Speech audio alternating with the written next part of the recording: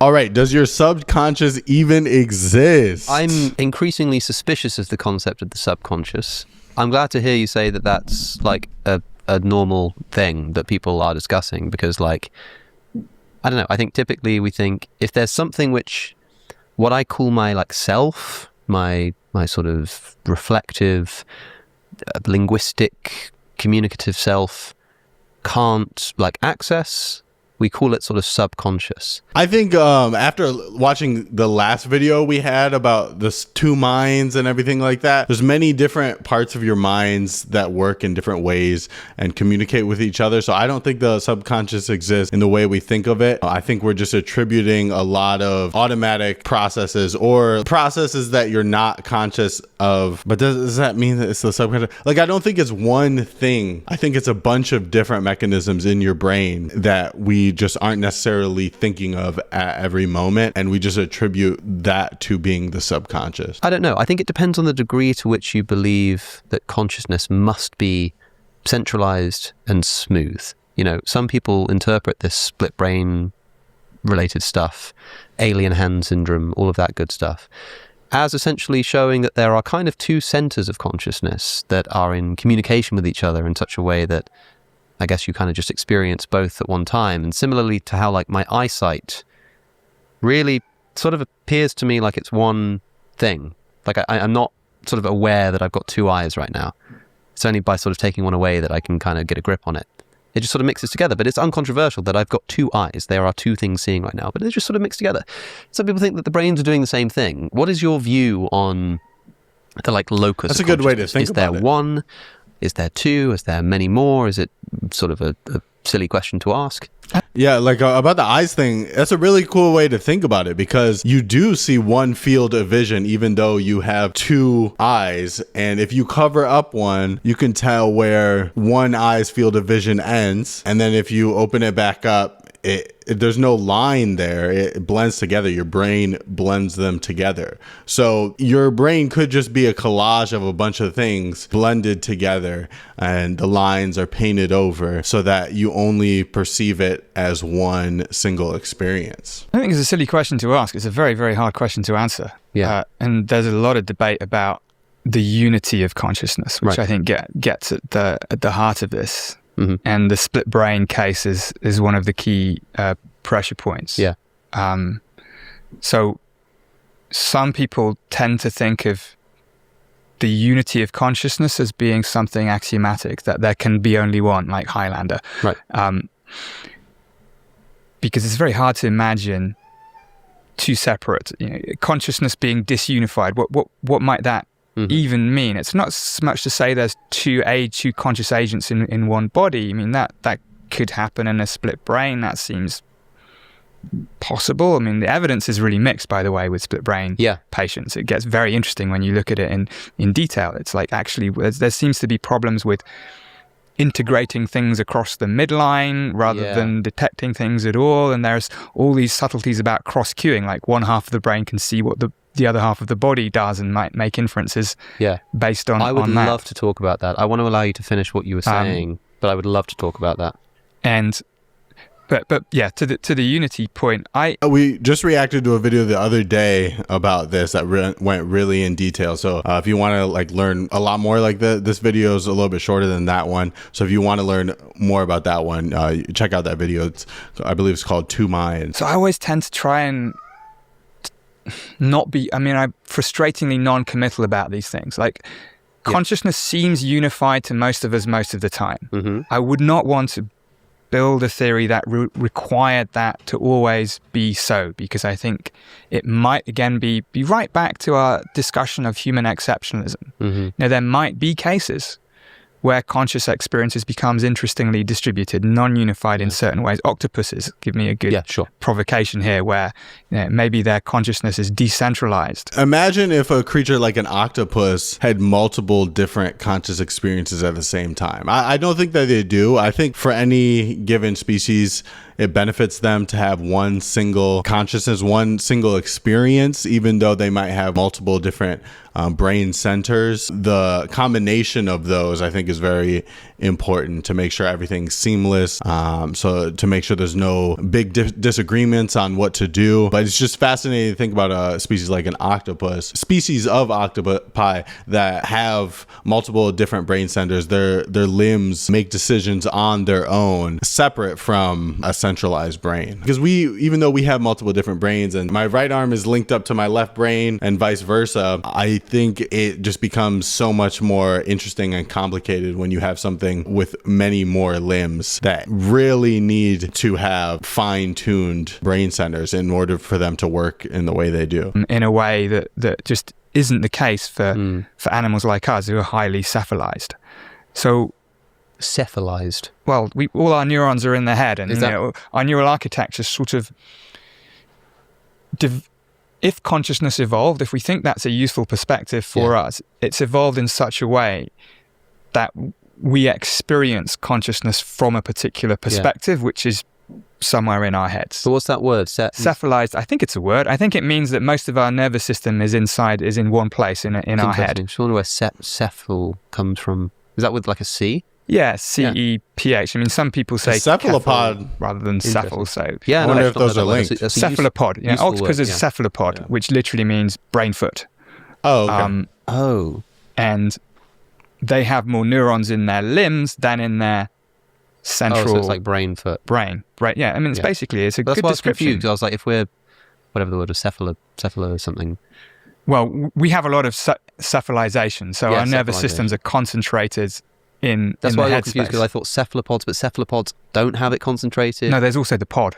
Etymology. I'm having Adam Alexic, the etymology nerd, on soon. I'll ask him about it, but it's hardly either of our fields. But yeah, I mean, the first time we spoke on this show years and years ago, we talked about the extent to which we experience ourselves as up in the brain as well. And I'm always I wonder, is that because that's where the brain is? Is it because it's where the senses are? We talked about strapping a camera onto like your belt and then like putting on a VR headset and experiencing the world from your belt buckle, and whether the sense of where you are would move down to your stomach. And I kind of suspect that maybe it would. I'm not sure. Yeah, no, I think definitely that has something to do with it. But also from a scientific perspective, anything in the brain gets damaged, you start to change drastically who you are. Like if you cut off your leg, you're still the same person. If you cut off your arm, you're still the same person. Even if your heart has issues, if you have a heart attack, you're still the same person, even though you might be screaming in pain. But your brain, if it gets damaged, you start to change who you are. You can become a different person. And if you lose your brain completely, unlike most other limbs or things like that, or organs that can be transplanted, you can't transplant your brain. And if you do transplant your brain, like the body is new. You're not, the brain is still you. Like if you put your brain into another body, it's still you. So I do think like, yes, the sensors probably make that illusion match up with where you actually are. But I just think that's a coincidence. I think your brain is more you than anything else. It's weird to think about like where I am. I feel unified, but at the same time, as long as I pay attention, I can separate out the feeling of the chair from the visual experience that I'm having. I can I can pay attention to the fact that maybe I feel a bit hungry, and maybe I feel a little bit like, I'm a bit uncomfortable, I'm going to shift position, and I can kind of separate out those experiences. So I've never quite known exactly what it means to say that consciousness is unified, because like true unity of conscious experience would seem to imply like no delineation whatsoever. There's just experience. But I'm already being able to separate out various aspects of my consciousness. Yeah, I don't think unity implies lack of differentiation of what's happening within consciousness. I think most uses of the term unity in this context suggest that all of these things are happening within a unified conscious field. Yeah. You can pay attention to different parts of it and they can have different characteristics. But there's no sort of there's no way in which the consciousness of of redness in the environment is happening completely separately from consciousness of your other parts of your visual field. It's all bound into one. Sure. But yes, it has structure too. I think that's fine. So talk to me about this mixed evidence about split brain patients and consciousness, because like the pop science and pop philosophy version of this is like, whoa, how cool it is that if you take a split brain patient who's had the connection severed between their two hemispheres, their brains seem to act independently. You can show them a word to only one side and they'll tell you they didn't see it, but they'll be able to draw it. And some other really weird stuff, like you can, I think, like if you show somebody... Yeah, I forget exactly which side of the brain is more like objective based and the other one is more inferential, something like that. But like, for example, I don't know if this is the right sides, but this is the concept here. If you're drawing something with your right hand, like if you have a split brain and like the center of your brain is severed, your two sides can't really communicate that well no longer, then your right brain can draw like a spoon or something, and if they're only looking at it with their left eye and the right eye is covered, they might just come up with a reason why they drew a spoon. They're like, oh, I'm hungry, even though, oh man, I'm not explaining this well at all. But basically what's happening is that one side of your brain is used to communicating with the other side of the brain for having the reasons why of doing something, but when your brain is severed, the reasons why you do something is more unclear from hemisphere to hemisphere, and one hemisphere is inferring the reasons, coming up with reasons why, rather than being able to communicate why that action was taken in the first place. Your brain isn't always on the same page, and some part of your brain are inferring based on your output rather than understanding the reason for the input. Hopefully that made any sense. Hopefully I'm adding something. The words like, I'm trying to think of an example here, but like, I mean, it's not a great example, but like the word market and super, you know, and they're on one side, they'll sort of separate out the concepts. They'll draw a market and then they'll draw some representation of super, whereas healthy brains would put them together into supermarket. Stuff like that's going on. Stuff like that. I mean, really a classic example would be, you know, you show it's not each eye, so yeah, you have to visual hemifields rather than eyes, but anyway. Yes, the left visual field goes to the right hemisphere. Exactly. But you can still talk, if you set it up rightly, you can still talk in terms of left brain, right brain. Yeah. And so one thing you might do is recognizing that in most cases, language is lateralized to the left brain, the left hemisphere. You can show, let's say, an image to the left hemisphere, and then something else to the right hemisphere, and then see what happens. And you know, I think a classic example, right back to Mike Gazzaniga and so on, is that you show something relatively prosaic to the left verbal hemisphere, and then you show something kind of funny to the right hemisphere, and the person starts laughing, and then you ask them why they're laughing, and what they'll do is they'll kind of confabulate a reason why what was shown to the left hemisphere might be funny. Yeah, but it's got nothing to do with that. It's because there was something funny shown to the other part of the brain. That's what I was talking about. Your body can do an action because of one side of your brain, and the other side of the brain, which is more developed for speech and communication, will try to come up with a reason for that, even though they don't know at all what the reason is. They're just seeing the output and trying to go back and understand it. And this is because the brains are severed. Like usually they'd be able to communicate. So there are these amazing examples of dissociations. Of course, the most amazing thing about split brain patients is that under almost any circumstances, it's impossible to tell that anything's happened at all. Exactly. I find this really quite astounding. Yeah, you need these very specific experimental setups, but it does get a bit complex. You know, firstly, a lot of these things tend to resolve over time. Very few split brain operations completely segregate the hemispheres. These days, they're not done that much because medication, thankfully, for epilepsy has improved. A former postdoc of mine, now a professor in Amsterdam, did a series of experiments on vision, showing that in a split brain patient, actually, each hemisphere was able to detect visual stimuli anywhere in the visual field. But what they couldn't do was integrate across it. So this is a bit like your supermarket argument. It was the integration across the midline that was not possible. Yeah. So I still find it fascinating. One possibility, Tim Bain, one of my colleagues, talks about sometimes, is that it may not be a stable thing. Maybe under some circumstances there's one agent, and under other circumstances there are two. Again, putting pressure on an assumption we might make, which is that the number of conscious agents hosted by a skull has to be the same. Well, octopuses are great for that too, because like their limbs will kind of like do their own thing. It almost seems like sometimes an octopus's arm will go over here, and then it will be like, oh, you know, what's that? As if the arm is informing the brain.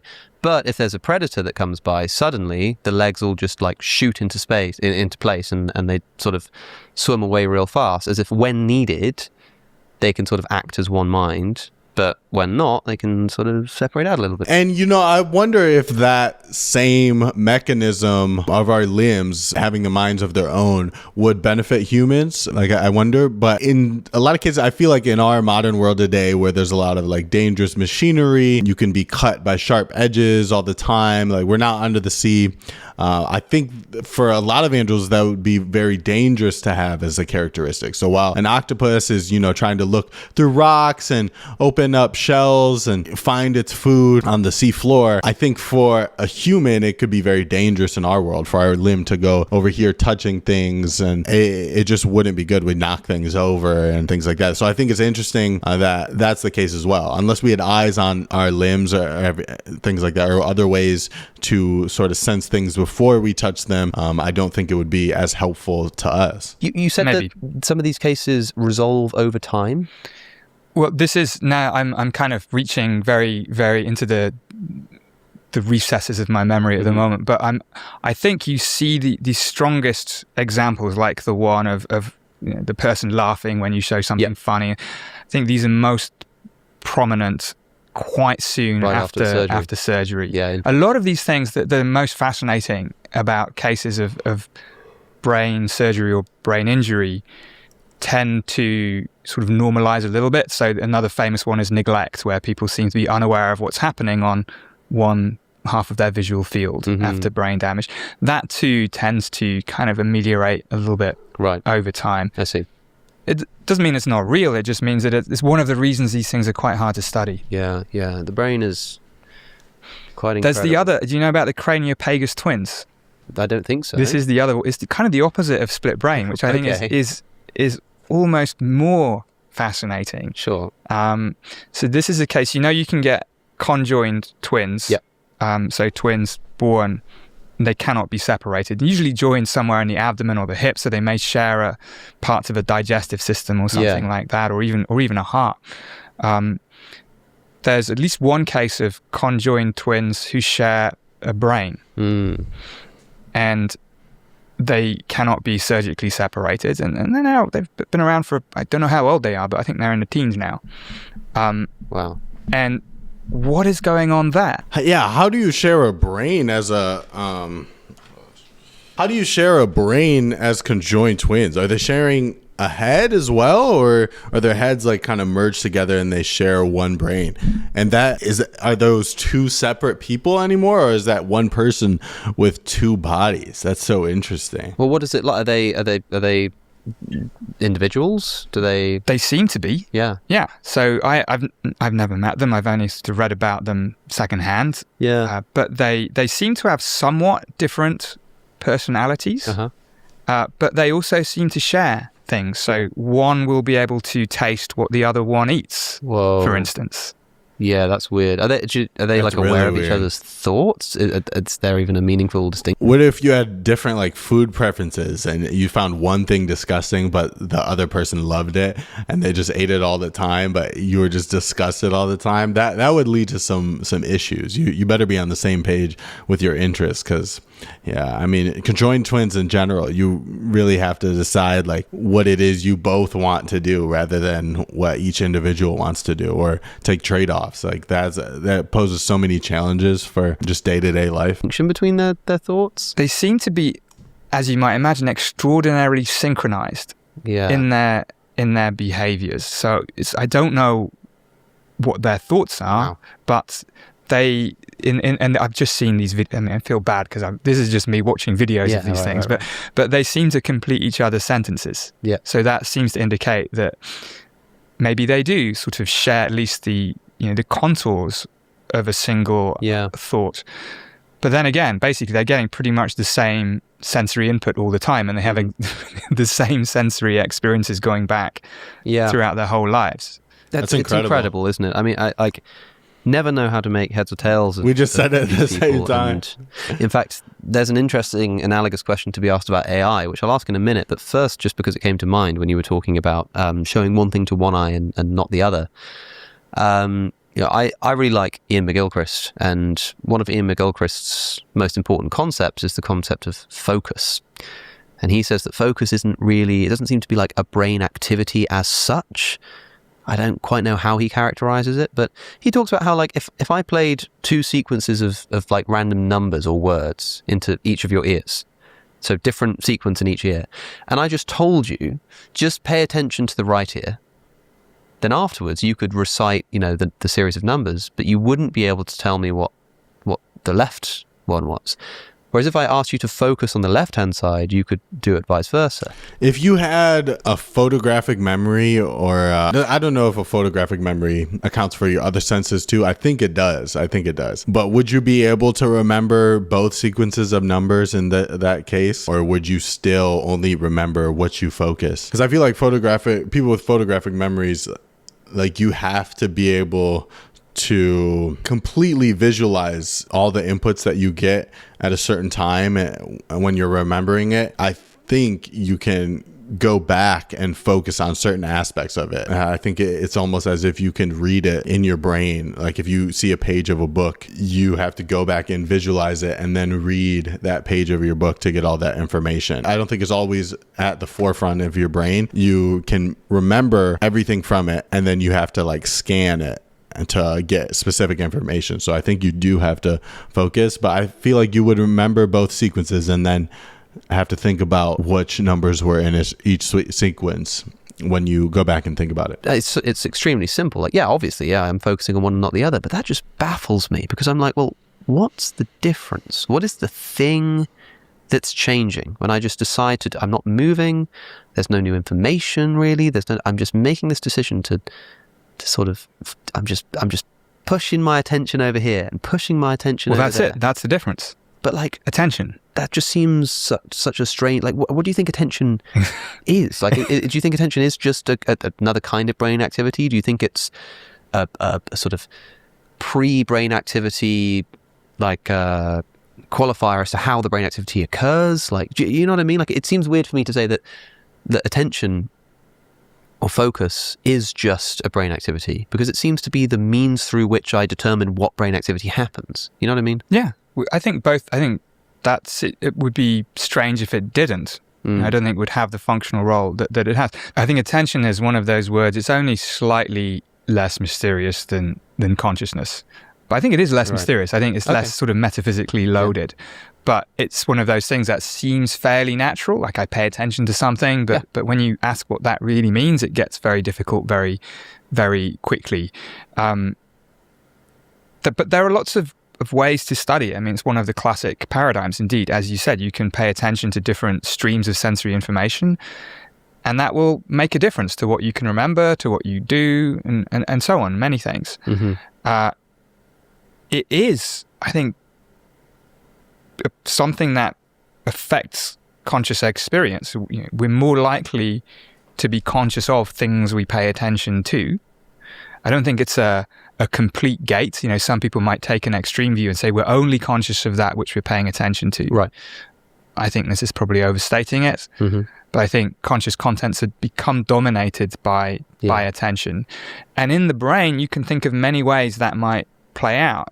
I feel like attention is almost just like a highlighter, like your brain highlighting certain aspects of your entire consciousness, because you can't highlight everything at once. I think it would just take too much energy. So you're just basically highlighting certain neural pathways and certain, I guess, senses or inputs, whatever it is, whatever combination of things in your brain you need to pay attention to. And your brain just draws more energy towards those, reiterates those, prioritizes those for that moment so that you can pay attention to a certain thing. Probably just energy management, and like I think it would just take too much energy to come up with this big hierarchy of what's important out of all the sensory inputs that you're getting, rather than, oh, if you hear a loud sound, you look over here and you focus on that little bush over there and your eyes are drawn to it, or your energy is going to your eyesight and you're maybe get tunnel vision on that certain part and you're listening really closely for like sharp sounds rather than listening to the birds chirping or things like that. I think it's just your brain prioritizing certain things to save energy and to save you from being distracted from inputs that don't really matter. The more extreme views might take it as a sort of really strict gating mechanism that only things you're paying attention to get through the gate and can influence other parts of the brain. I prefer to think of it using the overall framing of this brain as a prediction machine idea. That attention is, firstly, it's not just one thing, it's many things. It's kind of many ways of adjusting the sort of the gain, the signal to noise ratio. How much does the brain update its inferences about what's going on based on some sensory data? Paying attention to something is equivalent to saying, this sensory prediction error, this piece of sensory information is worth, well, I was going to say worth paying attention to, but that's a bit circular, is going to have more of an impact on the perceptual inference. That was a really interesting video. I think it's so interesting how our brains have developed to give us all these tools that work in conjunction with each other for one seamless experience. I will see you guys on the next video.